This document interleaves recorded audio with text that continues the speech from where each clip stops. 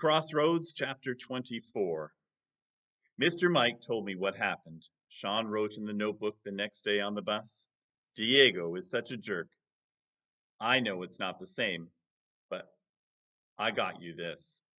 The notebook Sean handed Jamie wasn't anything fancy.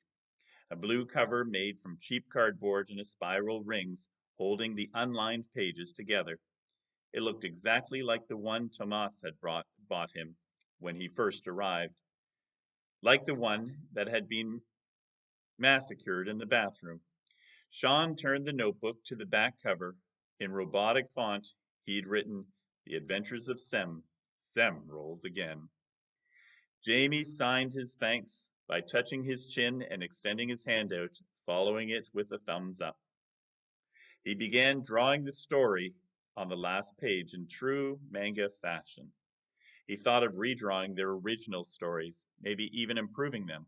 The first image had Sem with a cactus. His hand streaked ink across the page as a shrill laugh came from the back of the bus. Jamie cringed and didn't have to look to see who had made the noise. He'd have to tear out that page and start on a fresh one. But just the thought of losing a page because of a mistake pained him. No better work with the streak than starting something new. New book, new stories, new Sem. Classmates cheered as they walked into the classroom to find the window blinds down. Jamie looked up from his desk where he'd been studying a road map Donna Chichi gave him. She'd marked the locations of Don's friends, and he wanted to spend the remaining minutes before class figuring out their route. But that wasn't easy, with everyone bursting into song and dance every time they entered the classroom. "Why people happy?" he asked Freddie, who was leaning back on his chair as if to get comfortable. "Mrs. Treadworth only closes the blinds when we're going to watch a movie." "A movie?" He folded away a map just as the bell rang. Yes, that would definitely be the reason to celebrate, and even before with Diego still suspended. "As you have figured out, we're going to have some screen time." Mrs. turned off the classroom lights and sat by the laptop. "I found video clips of immigrants and refugees around the world sharing their stories." Jamie sank low in his chair. He felt as if he'd be sick. He didn't want to see what others had lived through any more than he wanted to relive his experience himself. "After we have finished watching the videos," Mrs. continued, "I want you to write a story about one of the people you witnessed. Imagine that their life was like before or what happened after. How did their experience change their lives?" The class groaned and a few people voiced their complaints. Now Jamie felt really sick. He didn't have to imagine what happened. He already knew. And having to write it in English would only be worse. What could he write? It bad. Boy scared. Family says love him. They still say goodbye. But when the videos start, Jamie couldn't turn away from the faces on the screen. Old men with sunken eyes, women with hollow cheekbones and worry lines on their foreheads. One man with bushy black beard kept talking about a boat. Another, a woman in a headscarf, went on about her feet.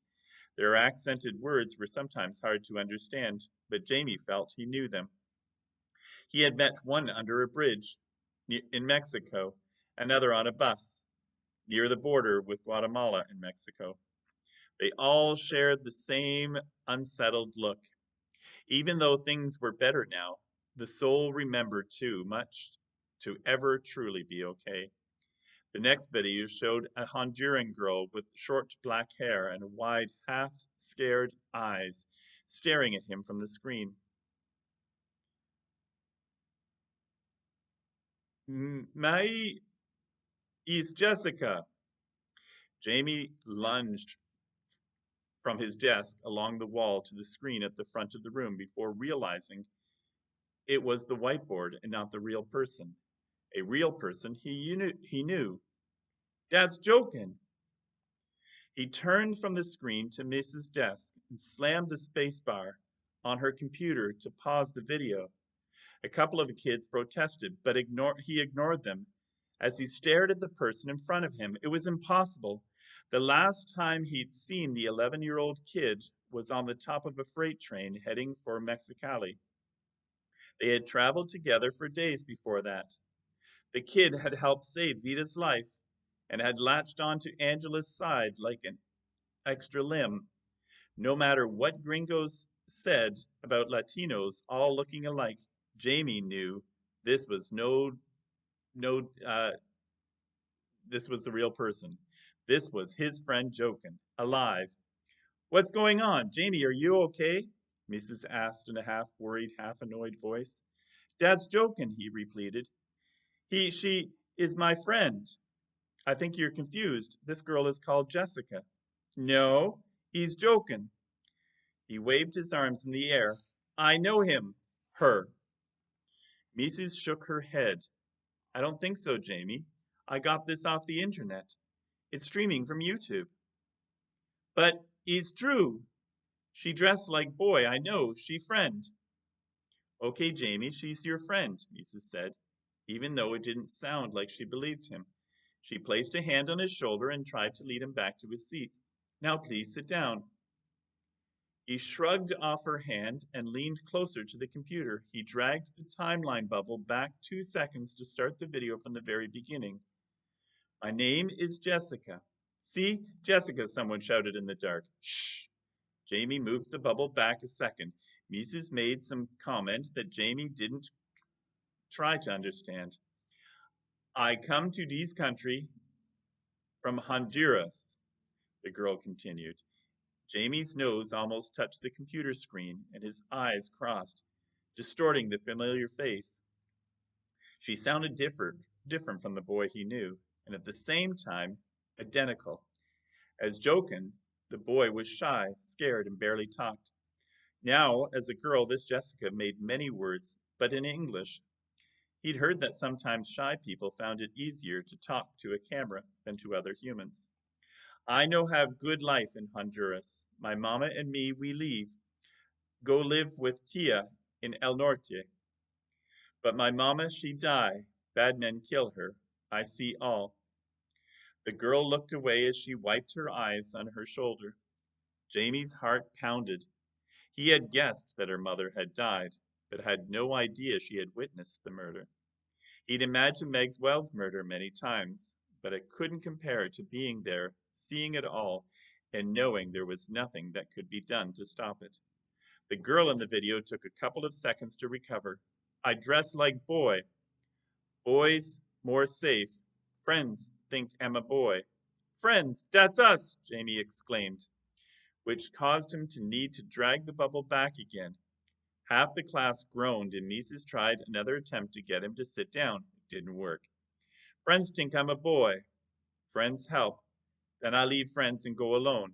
He's hard. I go on train's top. He's cold. I let go. I land on dirt. I walk long time. I eat plants. Jamie longed for more detail about what happened after they separated. He wanted to hear everything. How she survived the train. If anyone discovered along the way that she was a girl, if anyone dared hurt her. I find phone and call Tia. She says I must cross frontera. I must get to El Norte. She says only way. She took another deep breath, and Jamie did the same. Why would her aunt tell her to deliberately get caught? Who would want to be in a detention center? It didn't make sense. Tia says people die in desert. El Norte is better. Jokin, Jessica, stopped again, and when she continued, Jamie noticed she skipped over a part about how she crossed the border and how she managed to get caught. He knew why she did that. Too painful. Plus, you didn't reveal immigration secrets on YouTube, so La Migira would prevent others from doing the same. Centro have many people, many sick, babies cry, too many people. Migira say I leave with Tia. Need space for many people. Tia only family. Mama died. No family in Honduras. Now I live with Tia. I go to school. I learn English. In the future, I go to university and get a job. But today, I need money. Money for lawyer of immigration so I can stay. I good person. I not want to be scared. And then she started singing the national anthem. Jamie recognized it from the movies, even though he didn't know the words. But more surprising than that was her voice, rich and pure and able to hit all the notes without ever cracking. She could sing any song in the world and make it sound beautiful. The video ended with the website for her crowdfunding campaign. Jamie grabbed a pen and paper and wrote down the URL and the video's URL. Daddy's my friend, Jamie insisted again, and Mrs. didn't have the energy to argue with him. How I make contact with her? Freddie raised his hand as if Jamie were a teacher, and he had the answer. YouTube lets you add comments to videos. You can put your email address there, and maybe she'll see it. Brilliant, Jamie supposed he couldn't blame Freddie for having bad taste in Pokemon friends. Can you please? The words were barely out of Jamie's mouth when Freddie was at the side on Mrs.'s computer. Now, boys, Mrs. made another attempt to regain control, but they didn't listen. What's your school email address and password to log you in? Freddie motioned to the screen. Jamie typed in his information. A few seconds later, Freddie pointed to a comment box. Type what you want here. Jamie started punching the keys with 2 fingers. He didn't know how to add Spanish accents and forgot about capital letters and most punctuation. But that hardly mattered. Jokin, this is Jamie. You're alive. Me and Angela miss you. Email me when you get this. And he included his school email address. She see it?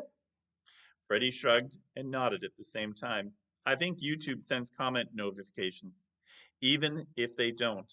If I posted a video to raise money, I'd check the comments. But you might also get some junk mail. Didn't matter. He never thought he'd see Jokin again. And now that he knew she was out there, when they traveled together, hadn't she said something about San Diego? Where was San Diego?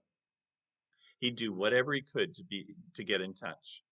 Back at his desk, he pulled out his phone and hid it under his desk to text Angela. It didn't matter that they'd barely spoken in ages, and when she did, it was in English.